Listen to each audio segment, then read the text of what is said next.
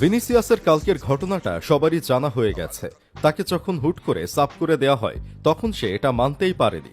রাগ দেখিয়ে ডিরেক্ট টানেলে চলে গেছে। পরে যদিও ফিরে এসেছে এবং ভিনিসুলভ আচরণ করে বার্সার সাথে ঝগড়া করছে, এমনকি রাফিনহাকেও ছাড়ে নাই।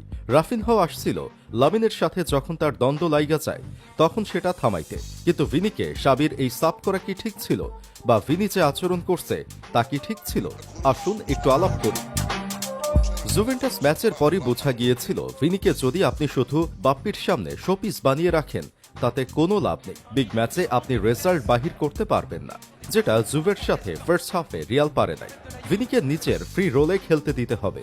ভিনি যে সেই প্লেয়ার যে আপনাকে বিগ ম্যাচে রেজাল্ট এনে দেবে এবং তা সবসময়, যেটা ভিনি জুভের সাথে সেকেন্ড হাফে ফ্রি রোলের লাইসেন্স পে করে দেখিয়েছে। তাই গতকাল ভিনির রাগ নিয়ে যখন ম্যাচ শেষে সাভিকে জিজ্ঞাসা করা হয়েছে তখন সে বলছে ভিনি মাঠে সেরা খেলোয়াড় ছিল, আর খেলার পর সে কি করছে তা নিয়ে আমি কিছু বলতে চাই না।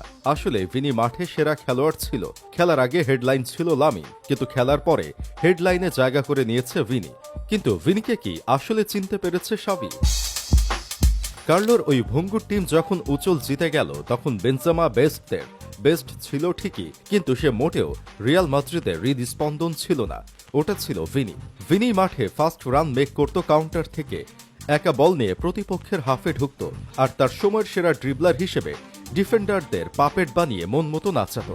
একসময় আরাউহোর পকেটে থাকা ভিনি, ইনক্লুডিং আরাউহো সহ পুরো ইউরোপের সকল বেস্ট রাইট ব্যাকদের পকেট ফুটা করে বাহির হয়ে সেরা ড্রিবলার হয়েছে নিজের সময়ে।